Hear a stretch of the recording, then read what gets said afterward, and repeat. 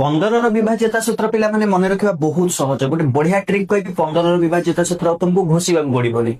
अच्छा क्यों दुईटा नंबर को गुणिले 15 हुए 3 और 5 जदि संख्याटा 3 द्वारा विभाज्य होतुबो आ जदि संख्याटा 5 द्वारा विभाज्य होतुबो ताले से संख्याटा 15 द्वारा विभाज्य ताले 3 रो विभाज्यता सूत्र कोन आमे केमि जानिबा संख्याटा 3 द्वारा विभाज्य कि नहीं। देखिबो अंक मानकर समष्टि जेमिति कि 45 रे दुईटा अंक कोन 4 और 5 ए अंक मानकर समष्टि जदि 3 द्वारा विभाज्य होतुबो ताले 4 और 5 को मिसेले केते हला 9 टा 3 द्वारा विभाज्य त माने 45 संख्याटा भी 3 द्वारा विभाज्य हबो।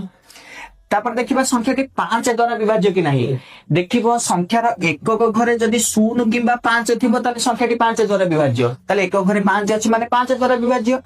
45 संख्याटी 3 द्वारा भी विभाज्य 45 संख्याटी 5 द्वारा भी विभाज्य ता माने ए संख्याटी 15 द्वारा मध्ये विभाज्य हबो। ठीक सेमिति 345 आगे देखिबा ए संख्याटी 3 द्वारा विभाज्य कि नहीं अंक मानकर समष्टि करी देखो 3 + 4 + 5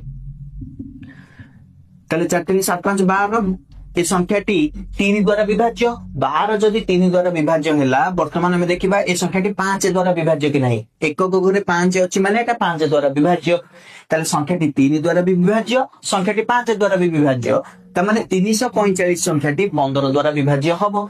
ठीक सेमिति 480 15 द्वारा विभाज्य कि नहीं मते कमेंट सेक्शन रे जणा। जदि वीडियो भल लागिथिबो लाइक शेयर सब्सक्राइब करिवो। Thank you.